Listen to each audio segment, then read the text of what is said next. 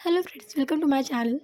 तो आज हम लोग पढ़ेंगे जेबीसी कौन थे और इनका जो लॉ ऑफ मार्केट है जो काफ़ी पॉपुलर है, जिसकी वजह से ये इतने पॉपुलर हुए थे। ये इनके इकोनॉमिस्ट आइडियाज़ में आता है, बट ये आइडिया इनका मोस्ट पॉपुलर आइडिया था। इनका एक लॉ था, इन्होंने दिया था, जिसकी वजह से काफ़ी पॉपुलर हुए थे। तो इनका लॉ ऑफ मार्केट जानने से पहले हम लोग ये जान लेते हैं कि आखिर ये जेबीसी कौन थे। तो यहाँ पर लिखा है, जेबीसी का एक शॉर्ट इंट्रोडक्शन लिखा है।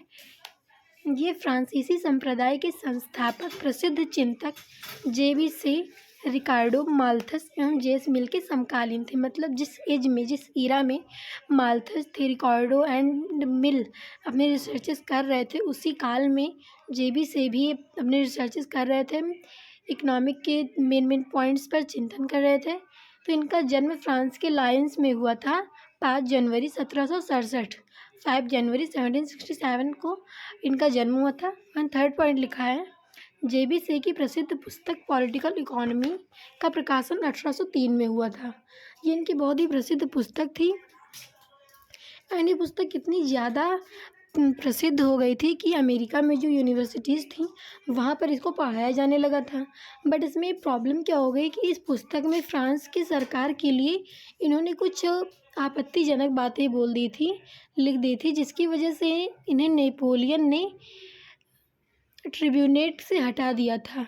लेकिन ए ट्रीटाइज ऑन पॉलिटिकल इकोनॉमी इनकी बहुत ही इतनी प्रसिद्ध पुस्तक हो गई, ए ट्रीटाइज ऑन पॉलिटिकल इकोनॉमी, जिसकी वजह से इन पर से सारे सैंक्शंस हटा दिए गए और इनका यूरोपीय भाषाओं में अनुवाद भी किया गया था इस पुस्तक का। और फिर यहाँ अब देख लेते हैं कि इनका बाजार का नियम क्या था।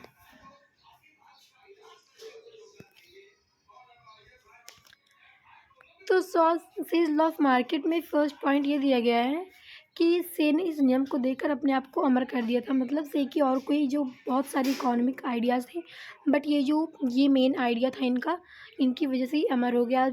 आज भी हम इनको याद करते हैं सेज लॉ ऑफ मार्केट के नाम से।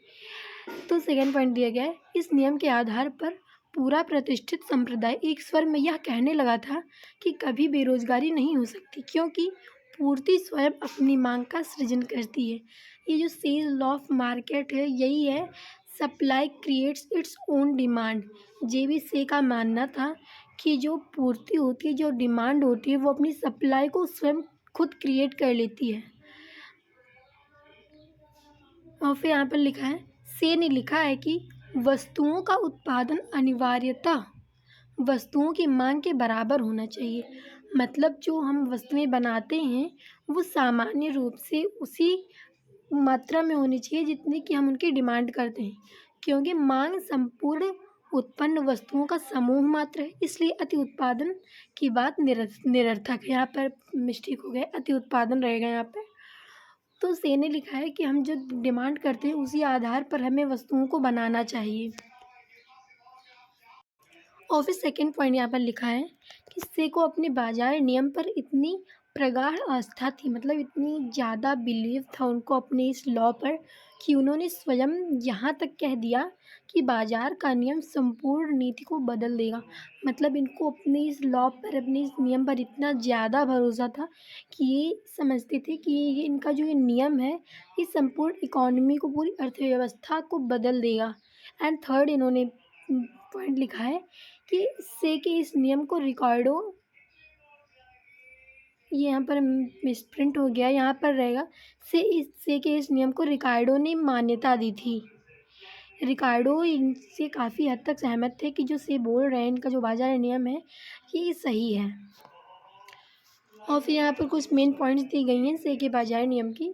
तो फर्स्ट पॉइंट दिया गया है, अर्थव्यवस्था में यदि उत्पत्ति के निष्क्रिय साधनों को कम जुटाया जाता है तो वे अपने भार को स्वयं वहन करने में समर्थ होती हैं, क्योंकि निष्क्रिय साधनों को रोजगार देने से जो अतिरिक्त उत्पादन प्राप्त होगा उसी में से इन साधनों के प्रतिफल का भुगतान किया जाएगा।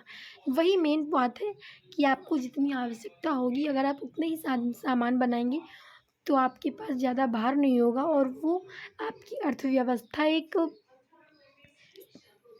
लाइन पे, इक्वल लाइन पे चलती रहेगी। और फिर सेकेंड पॉइंट दिया गया है, अर्थव्यवस्था में मांग और पूर्ति के बीच स्वतः समायोजन हो जाता है। मतलब इनकी जो लॉ है उसके अनुसार ये जो डिमांड एंड सप्लाई होती है इकोनॉमी में, उनके बीच एक इक्वल बैलेंस हो जाता है। अर्थात मीन्स पूर्ति में कमी वृद्धि के अनुरूप ही मांग भी घटती बढ़ती है। मतलब आप जिस तरह से डिमांड करेंगे उसी प्रकार से आपकी सप्लाई भी घटती बढ़ती रहेगी। अर्थात पूर्ति में कमी वृद्धि के अनुरूप ही मांग भी घटती बढ़ती रहती है। ये 2 बार हो गया। मतलब आप यही बाजार नियम को आप ये बार बार रिपीट कर रहे हैं। इनकी जो मेन पॉइंट्स इनके लॉ की वो उसमें भी यही बता रहे हैं कि आप जितना डिमांड करेंगे उसी हिसाब से आपको सप्लाई करनी पड़ेगी। और जब डिमांड एंड सप्लाई दोनों इक्वल होंगे किसी भी इकोनॉमी में, तो वो इकोनॉमी एकदम फ्लुएंसली रन करेगी। और फिर थर्ड बात यहाँ पर दी गई है, सामान्यतः अति उत्पादन की अनुपस्थिति में सामान्य बेकारी भी असंभव है। मतलब जो अगर आपके पास अति उत्पादन नहीं है, कोई भी सामान ज़्यादा नहीं है, तो आपके पास बेकारी भी नहीं हो सकती है। अगर आपकी इकोनॉमी एकदम फ्लुएंसली रन कर रही है तो फिर आपको कोई प्रॉब्लम भी नहीं होगी। और फिर फोर्थ पॉइंट यहाँ पर लिखा गया है, सामान्य उत्पादन संभव है क्योंकि पूर्ति अपने लिए स्वतः मांग उत्पन्न कर लेती है। वही बात फिर से बोल दिया इन्होंने। और फिर फिफ्थ पॉइंट में, आर्थिक प्रणाली में सरकार को किसी प्रकार का हस्तक्षेप नहीं करना चाहिए।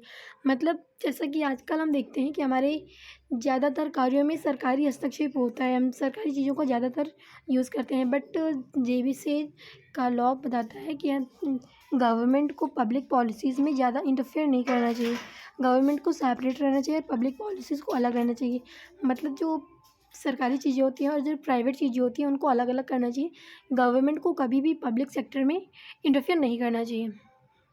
और फिर यहाँ पर ये हाईलाइट करके बोलते हैं, यदि कभी अति उत्पादन की समस्या हो भी जाती है तो उसने इसे रोकने के 2 उपाय बताए हैं। अगर से मानते हैं कि अगर एज्यूम दैट कि अगर हमारे पास ओवर प्रोडक्शन हो जाता है तो हम क्या करेंगे, तो हम करेंगे मज़दूरी की दर में कटौती कर देंगे। मतलब से मानते हैं कि अगर हम मज़दूरी की दर घटा देंगे तो हमारे पास मज़दूर भी कम हो जाएंगे, और जब मज़दूर कम हो जाएंगे तो काम कम होगा और उत्पादन अपने आप घट जाएगा, जिससे हमारा ओवर प्रोडक्शन कम हो जाएगा। और फिर सेकंड है बाज़ार दर में कमी करना। आप इन दोनों चीज़ों का उपयोग करके आप अति उत्पादन जो हमारा ओवर प्रोडक्शन होता है उसको आप कम कर सकते हैं। और फिर यहाँ पर कुछ मेन पॉइंट्स भी बताए हैं इसीलिए। तो फिर यहाँ पर लिखा है, बाज़ारों की संख्या व आकार, यहाँ पर आकार रहेगा, जितना ही अधिक विशाल होगा व्यापारियों को उतना अधिक लाभ होगा। मतलब हमारे बाज़ार, हमारा मार्केट जितना बड़ा होगा उतना ही तो हमारे व्यापारी जो बिजनेसमैन है उतना अच्छे से बिजनेस कर पाएंगे और हमारी अर्थव्यवस्था से अच्छे से चलेगी। सिंपल है।